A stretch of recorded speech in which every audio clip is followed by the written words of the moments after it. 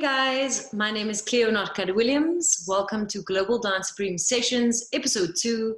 This week I'm speaking to Shami from Cape Town and Midian from PE. What's up, guys? Hi. What you guys doing out there in those hoods? Chilling. Didn't do much today. It's a different Friday for me. I'm normally super busy every day. Trying to keep busy, and today I was forced to just chill because my back it started spasming, and I think I just overworked it a little bit. So I'm just chilling, hardcore today. Good, you need to. And you, how are you? I'm good. I'm also training, leveling up in lockdown, and I've been battling as well in teaching, so it's been good. Nice. So, lockdown. How have you guys been feeling? Lockdown. Well, how has it affected you? Like, obviously, it's our life being on stage or competing. A lot of online things have happened actually, so it's opened up major doors for international. I know you guys have been competing, so. Tell me about lockdown. How's it been for you? What do you feel?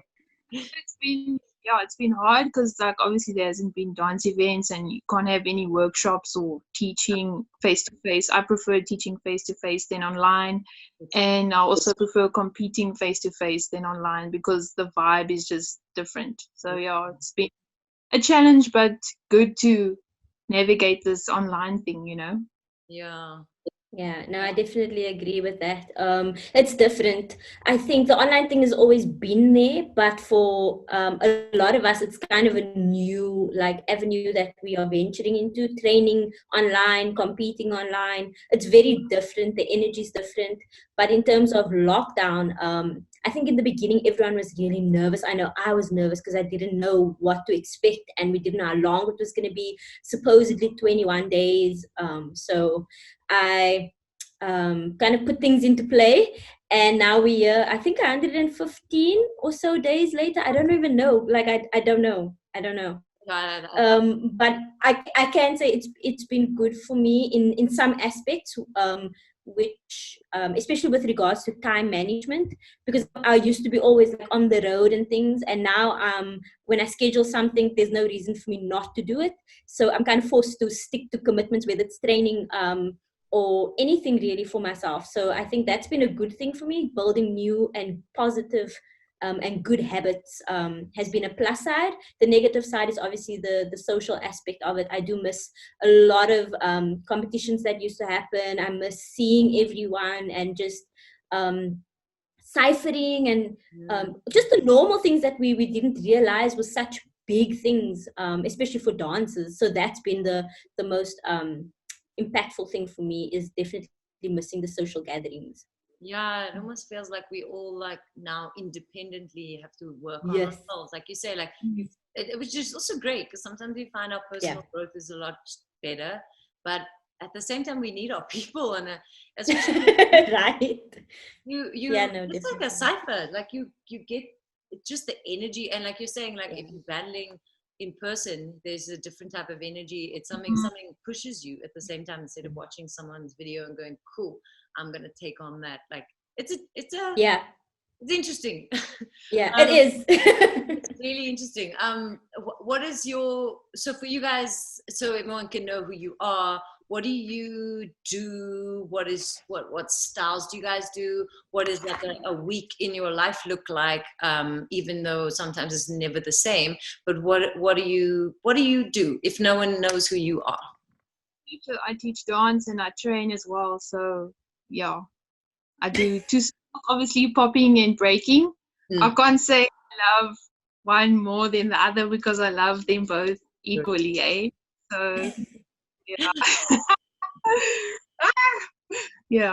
that's me. Good. So my name is Shami. I'm 31 years old. People know me in the dance community as Shami Shamrock, and I do many styles. I try to do everything, if I'm being honest, because I like to be challenged creatively. But I train and I specialize in popping, house, locking, whacking, and I dabble with breaking, but I don't train it as much because of the physical challenges.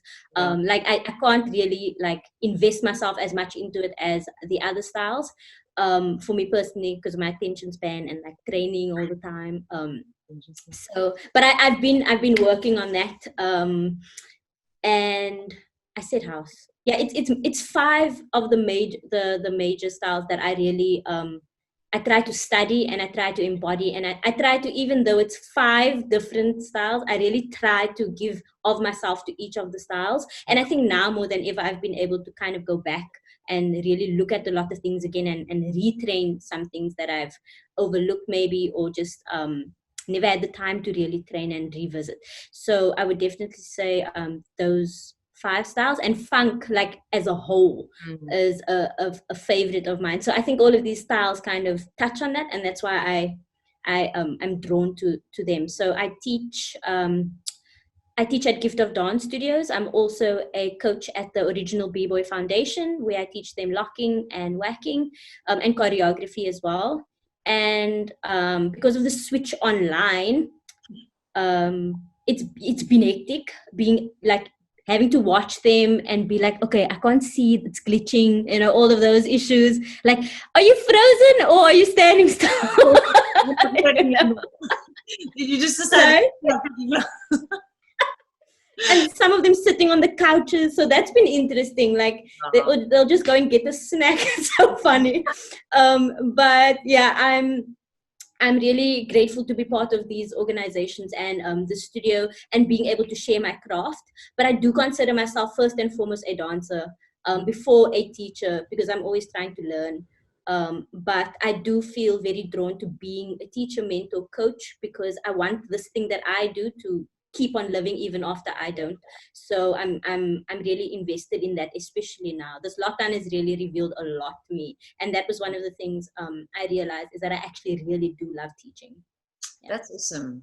Well, I mean, that's the reason why you guys are here. Like you guys are 2 females that are just killing it in your cities, and I know, Shami, you've been around for so long, and you've really just imparted so much in so many people's lives with all different styles. And I know that you guys know each other. So give me a little bit of that. Like the reason we're interviewing the 2 of you, if people don't know, you guys are also champs in this global dance. So tell me a little bit about that. How did you guys meet? What drew you, the 2 of you guys together? And yeah, you were partners. Tell us. I won't say. So I met Shami first online, and I saw videos, and I was like, oh, she does popping. There's another female that does popping here in SA, because I struggled to find other female poppers in SA. Yep. So then, I think she posted a status on Twitter one day, and she was like, whoever, I don't know if you remember this, but you're like, whoever wants me to follow them, to retweet me, say follow me. And I did, and she followed me. And then, was that how it happened? I could never pinpoint.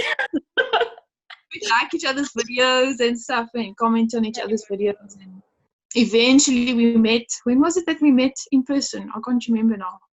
Wasn't it for Red Bull? Because I think that was that could have been the first time we met, because I know that we were following each other online and like sharing, and we always interacted. And then I still made that one beat, and I was like, can you dance to this? I want a female, like popping. And then it kind of just happened that we both did Red Bull dancer style. And that's when we really like could actually talk, and we shared a room. So it was that time that we really got to know each other. Like, and that was last year, if I'm not mistaken. Like, it's not even that long ago. Yeah, so it was like, I think it was like 3 years after we met online that we met each other. Yeah. And from there, you guys competed together. Did you just decide that, or were you training together, or what? We actually did the Red Bull thing, and then the whole there was a commercial booking that we did, and then we discussed that, and then we did that job, and then something happened after that again. Or was Red Bull after that? Did we do the job first? I'm so confused. But it Red Bull. Yes. Yeah. And then we were yeah, we did that. That was it. And then we're just like, yeah, we're gonna keep doing this. And then we went to we still wanted to session and do stuff in Johannesburg, and then that never happened. But then we ended up training anyway. And then we started speaking about GDS, and I'm like, wouldn't it be cool if we just entered? Let's just do it. Let's do it. And I remember wanting us to do actually popping, because it was 2-on-2 this time. And I was like, it'd be so dope if there was like 2 females killing it. Let's go. And then she's like, okay, she's gonna enter with her husband. And then I was like, okay, so I'll get a partner, but let's do all styles then. And then we're like, yeah, okay, down. And we literally trained on the day of the competition. We were like, we tried routines back and forthing with that, but we ended up just like, okay, let's just make up stuff now and just go. That is awesome. Right? That's why we look shocked. Like, you'll see on every video where they read the results or they vote, and then they're like, we won, whatever. We both look at each other and like, oh. Like, the real story behind this is for this, guys. But hey. There you go. Yeah. And then, but it was the best time I've had in a long time. And competitively, you know, they're always trying to put females against each other, having an all-female section. I hate that. It's like, if you're good, you're good. If you train, you train. If you enter, you enter, irrespective what your gender is. And I respect that people want to, you know, make females feel safe and like it's only females. But then that justifies them saying, oh, you're good for a girl. You know, so I'm not about that. So I'm just like, let's enter everything and let's just be dope no matter what. And that was really, really so much fun. We trained upstairs. I remember Marie's workshop happened and Rudy's workshop happened in that little room. And we're standing outside and we used the doors as a mirror. And I didn't realize there were people inside. And I was like, they can see us. Oh my god, that was so funny. That's hilarious. But it was a good time. It was definitely good. Yeah. So, like, obviously with you guys, each other online, like that's like such an awesome story. But the main thing that actually drew you guys together was that it was like, this will be really dope to work with a female. Even when you said like there was a beat that you had and you were like, it would be dope to have a female. Like, in your opinion, what is it about this industry that makes, like, I feel the same thing where I'm like, oh flip, if I could do this with a female. What is it about this industry that you guys individually feel makes you feel like you must like go, oh, is there a female out there I can do this with? Like what it is, if we feel that way, that means it's not the norm. So I don't know, why do you feel like it's like that? What's your opinion on that? Oh, Shami, do you want to go first?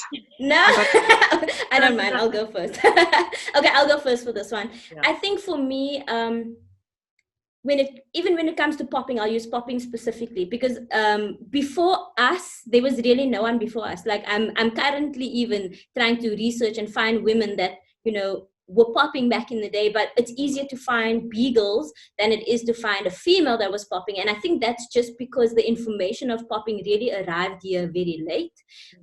You know, YouTube came much later. No one was really interested in popping. It was more the robotic element or the animation element, which is more entertaining. Popping it's hard to do, and it's, in my opinion, it's not that fun to watch if you're just doing popping. And you're just executing, because popping is one element, right? So they used other styles, and back then, as far as I know, everything was really done together in some areas in the world. Like I know even here in Cape Town, there would be a b-boy crew, but they'd have a popper or a waver that would go in sometimes and do like waving stuff. But there was no one really doing full-on popping. I know Ramon does a lot of waving and animation. Emil does popping, but there was no female. So for me, even though now we've got a lot more information, now I can literally like look at any province and there's probably a popping female in one of the provinces, whereas this was not the truth back then. So I think because the information wasn't really there before us, we are kind of the root now. And it's scary to think, because we've got like pioneers in every country, but now we are having to pioneer this thing if we wanted to go somewhere. So there are obviously lots of males, but I don't think they have the same mindset as a female. I do believe that the female energy and the female perspective is very different from a masculine or a manly or a male perspective. So I think that's what we're adding to the scene, and I think that it's sad to know that it wasn't there before, but now we have to do it, and that just means we've got our work cut out for us. So I think because of that aspect in terms of popping, that's why that's why we didn't really have a huge female presence. Because a lot of them were, like I said, were beagles, or doing the styles that was being taught and exchanged, because we didn't have a direct link to learn this. So whatever they saw, they would then be like, hey, teach me that, and it would grow that way. So I think that could be the issue, and I do think that it starts with us. If we have this issue, then it's up to us to fix it, meaning that I have to teach maybe 5 women to do what I do, and that means that they will each teach 5 women, and that's how it grows, because that's how any dance style really grows, is someone teaching another person and then them taking it and teaching another person. Nice. And for you, Midian, do you feel like, especially with breaking, what do you feel in that regard? I think when I started out, there were only 3 girls that I knew of in PE, and the name of their crew was Caliber. It was Nadia, Taryn, and Shanae, and I saw them at a fundraising event, and I was like, what? I want to do that, because they were doing like footwork and freezes, and I was like, what is that? I didn't even know what breaking was, and that was back in 2013, 2014. And I approached them afterwards, and I was like, yeah, I want to learn this style, what is it? And then I eventually found out, like, oh, it's breaking, because in my mind back in that day, there wasn't, I didn't have access to Wi-Fi or like internet. That stuff was still coming up, everyone has access to Wi-Fi. So I agree with Shami, like there was certainly a lack of knowledge in terms of, even for me, in terms of breaking. Like in our suburbs, in the western suburbs here in PE, there weren't many teachers doing breaking. It was more in the northern suburbs. So that access, that barrier was also quite difficult to cross, So yeah, I definitely agree that there was definitely a lack of knowledge back in the day. And now, because things are a lot more open, and there's a lot more access to like information and just knowledge and history of the styles as a general, like with all styles and just the industry, do you feel like females have the same opportunities as males? I personally don't think so. But there are, how can I say, there are people who are trying to change that. But at the moment, no, it's not. I'm not going to sit here and say, no, it's the same. It's really not the same. Like it's in any aspect of life, even if you're like a doctor or a lawyer, whatever aspect, the pay grade is still not the same, males still get paid more than females, so it's, the opportunities are definitely different. I definitely agree with Midian on that one. The inequality is and it's because the line is so fine and it's not always that clear to see, and also because we've been conditioned socially already to accept a lot of these norms. I do think that even though we don't see it with the fine eye, it is definitely there, the inequalities. They've definitely tried, some organizations have definitely tried to create different avenues for females, and I think this is where the female section is seen as a positive, to create that then for a female to enter a competition and to feel no matter what, a female is actually going to win this and then travel if that's the opportunity. So that's great, like more travel opportunities in that sense. But I do think that it kind of makes it okay then for us to accept being good for a girl, and that's again something I personally I can't accept, because either you're good or you're not, or you're working towards being better. I do think that in our current political and social climate in South Africa, there's not a lot of room for women who are even older to now learn to, do these different styles, because the older you get, the responsibility of family and of, being a wife, if you get married, having a child, all of those things fall on, a woman and her choices. And that is also an influential factor for all of the other decisions, like if you're going to dance at 19, how long are you going to dance for? What are you going to train? What are you going to enter? And then when you're going to start a family, that's usually how it goes. So these are a lot of things that we have to consider as women in the dance industry. And I do feel that a lot of times it's always either or. It's very rare that it's both, but I know many strong women who are currently still dominating the dance scene, still having families and still dancing and still doing that in lockdown. So I do think we are definitely good at being, getting a lot of pressure put on us and still striving and still doing things no matter what is against us. And that, I believe, is definitely the human spirit that comes through in that regard, because we don't give up. The first person to do an airflare, imagine what they did. Like, there was no one doing it before the time, and then this person discovers it, and then they're like, oh my word, what did I just do? Like, so every time as a woman, this is the challenge that we face. We're always doing things for the first time in a lot of aspects. And do you, with saying that, do you feel like it's got to do with, I don't know, like it's almost like how were we taught in society with hip hop, for instance? What were we taught in like the picture of it? Was it sold to us that it's a male thing, and then it was like, oh, it's really cool when females do it too? Or, and like, I don't know, sometimes do you feel like styles are very much separated like that? So it's like, okay, oh yeah, the females must, they can whack and they vogue, and then the guys break dance. Like, do you think that like society created a lot of pockets that we just believed that it was like, oh my word, when a female is great at maybe popping, it's like trumpets go and it flies, and then you're like, actually, why did the trumpets need to go? I'm a female. I have a physical body that I work on just as hard as you. Yes, you're masculine, so you have the upper hand there. But do the trumpets need to be going just because I'm female?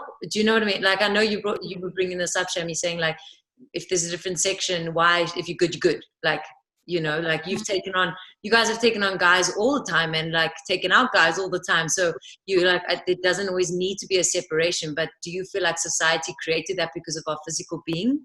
Or, like we touched on, having, we have those other things like having kids one day, like there's little things in society. So you feel like society created in our scene an image of it's a guy's thing, and the guys are always strong and girls work hard for it, and hopefully some come through and shine. I don't know, what do you feel on that? Yeah, society definitely has created an image in people's minds of what a woman should be. And how a woman how dare she come out of that box, and do something different, like Shami was saying, you can be 41 and still be breaking and have kids and have those things, and like some people will look down on you for that, but I mean, it shouldn't be like that. It shouldn't,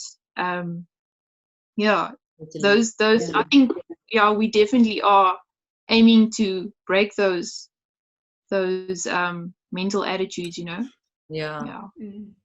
I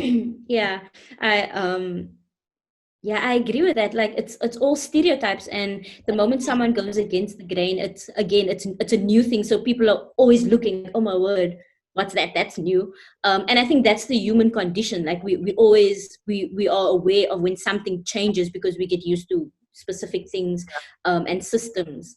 But I do think that it's very important for us to just be aware of that, because if we are aware of stereotypes, it's so much easier for us to notice it, but also for us to then accept the information that someone is not like the stereotype. Totally. That's so important.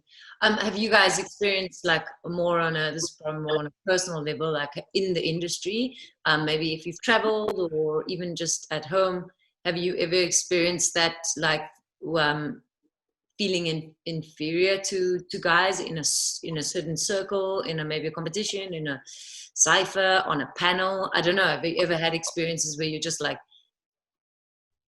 even your fellow friends, like, who've made you actually feel like that, but without even knowing? I don't know. Have you? Yes, I certainly have. It's a horrible feeling. Yeah. But at the end of the day, you got to know that you are good, even if people don't say it to you. You know what I'm saying? Like, even if those guys don't give you the recognition, you know that you are good at what you do. Your worth doesn't stem from what people say to you or say about you behind your back, or even how they make you feel inferior. Like, your worth is not in what people say about you. Yeah. I've learned to continue to press on despite those feelings, because those feelings could have like made me stop breaking, especially breaking. Yeah. Because it's like we say, it's a male dominated industry, and it's hard for a girl to do breaking. I'm not gonna lie, like, not just physically, but like you say, like with the whole making you feel inferior, and oh, you should have these moves by now, or why don't you have these moves, or that kind of thinking, like yeah. So yeah. I think also we sometimes get conditioned ourselves by ourselves to compare and naturally compete with someone. If someone has something, maybe like Midian said, like someone's got the step and you're like, oh, I haven't even got this down yet. But our journeys are all different. There's no two people that are alike. I can definitely say that I was not confident in the beginning, but I was very fortunate to have some good men around me that were nurturing and that were encouraging, because I was learning. Like, I had never danced before, and I was actually around a group of guys, which only now is actually something that I think about. Before, when I was in it, I was just like, this is just how it is. We're all learning. We're all doing our thing. And it was an instance where, I was learning to freeze for the first time, and they were like, yeah, do that, and like hyping me, and I always felt encouraged. So I was very fortunate in the beginning to have had that emotional support and also mental support, because I think I'm harder on myself than anyone else is on me. Yeah. I'm always expecting levels of myself, and I'll always be very critical and very honest to myself about specific things. And the moment someone will say something positive, it's almost like I can't accept that. It's almost like no, wait, I'm not done yet. I still have to do that yourself, and then if they say it, you're like, I accept, because I feel that way. Yes. And I think it's a unbalanced thing. Like, sometimes we actually have to be kinder to ourselves and more loving and more supporting of ourselves, so that we can accept the support and the love of someone on the outside. And that has been a very big thing for me in my journey, the validation thing. I've always needed, confirmation that I'm doing the right thing. But I think that stems from my, wanting to do things correct, so that when I pass it on, I'm giving the correct information. So I'm constantly going back and forth and correcting things within myself.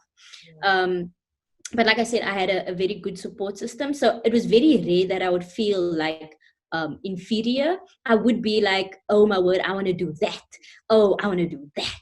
And then like I would either work to it or I wouldn't. And then I would be hard on myself for not doing it.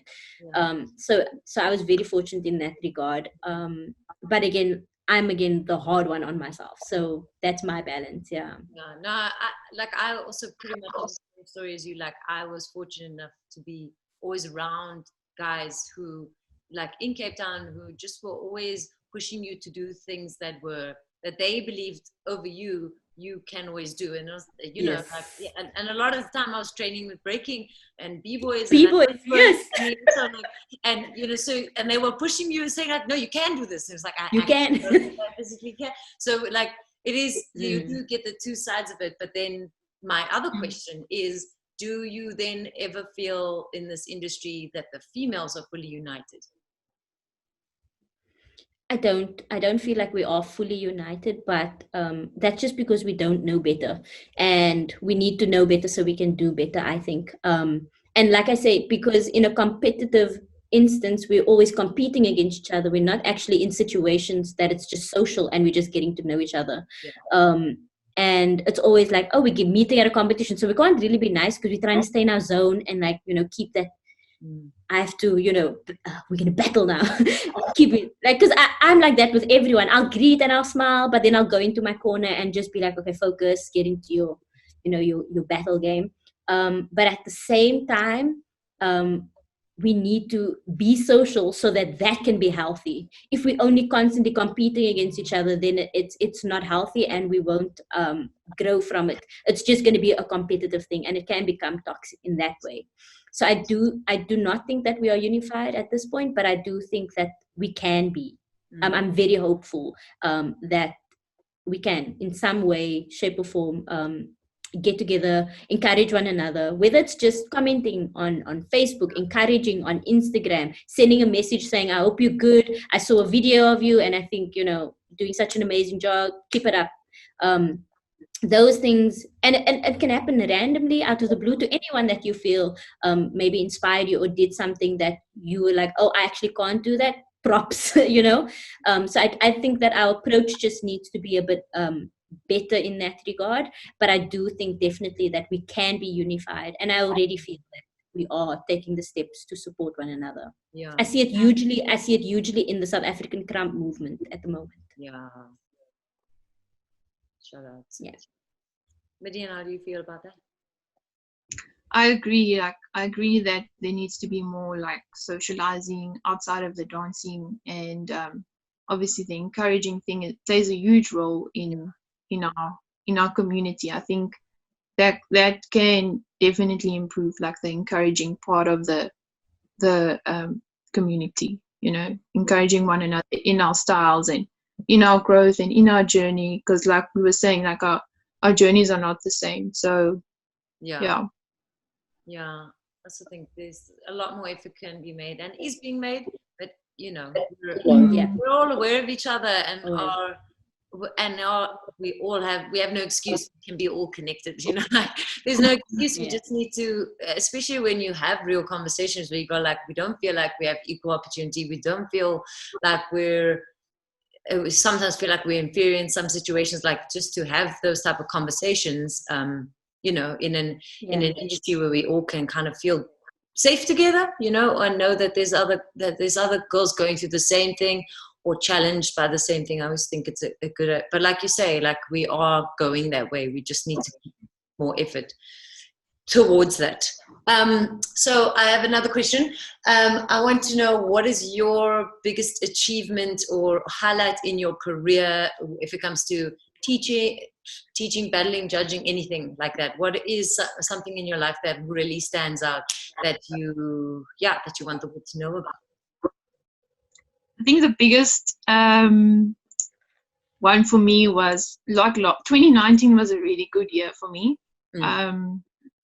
I did BC1, the national BC1 leg of the competition, and I got invited again this year, which was unexpected. I wasn't expecting that. And then obviously I think the biggest one was the GDS 2 versus 2. Like, that was the first competition that I actually won. So that was an achievement for me, because I'm new in this game, But you're dope. You're new, but you're dope because you train hard. Everyone knows you. Yeah, so I think the GDS was like I couldn't believe that we won, but we need to believe that we were good enough. We were really dope at what we did. Yeah. Midian, I don't know if you could hear me. I was shouting something. Sorry. I wanted to say, yeah, you're new, but you're dope. There's some people that are new and they don't put in the work, and you are putting in the work. So just always credit yourself for that and be kind to yourself, because you are doing things. Shout out. For me, it's been a while. I've done many great things. I'm very grateful that I've had a journey that was filled with many highlights, but I'll definitely take it back to, and you were part of this, Cleo. 2012. 2012. How random is this? Midian. So just picture this. So I just won the Sprite Uncontainable 2012 competition, and I'm heading for New York, and I'm like, cool, I'm by my hotel, checking in and doing the things. And then Cleo's like, so you in New York? And I'm like, yeah. She's like, I'm in New York. What? That's crazy. Right?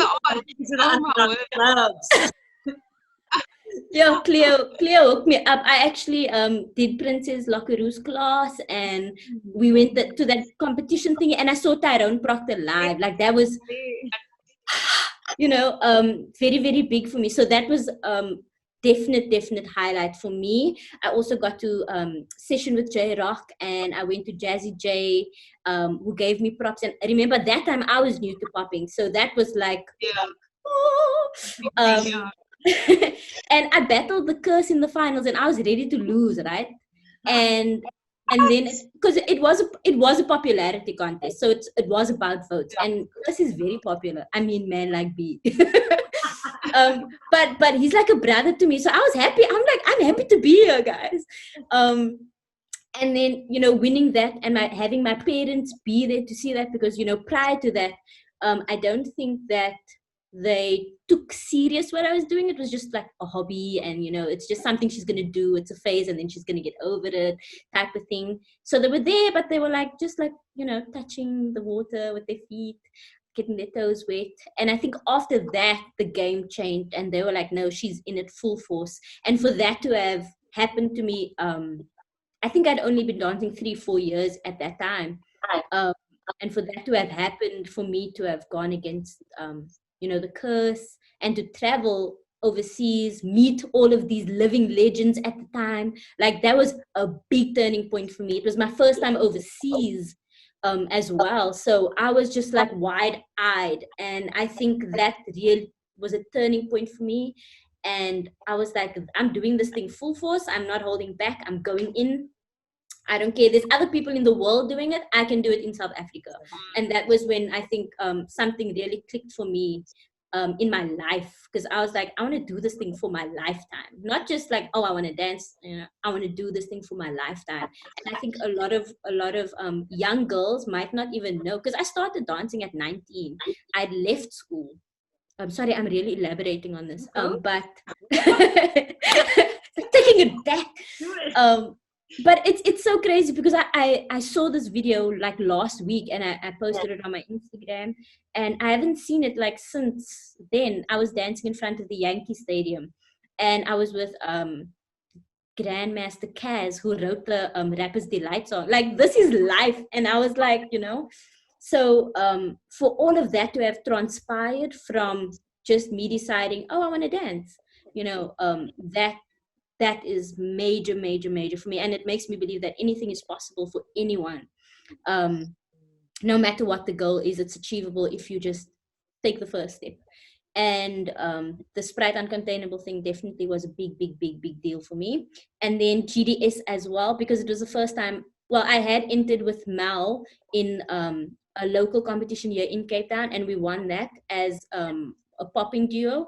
And then this was the other time that I'd actually entered, besides dancing with my crew, hybrid, back in the day. So this is the first time like entering with another female, and us just going and just having fun, because sometimes it gets a bit serious for me, and that was fun. Like, we really just were like, we might as well. So those are definitely my top 3 adventures, I'd say. Yeah, definitely grateful and blessed for that. So like, it's so nice to interview the two of you because of your experiences separately, and then like this beautiful experience together, like on obviously this platform of GDS. But it's just so nice to see how you both like inspired each other, but you're both in totally different like walks and times of this, in, you know, in your walks of your, you know, in the scene where you've been, what you've done. Like, Midian's like, I'm new to this.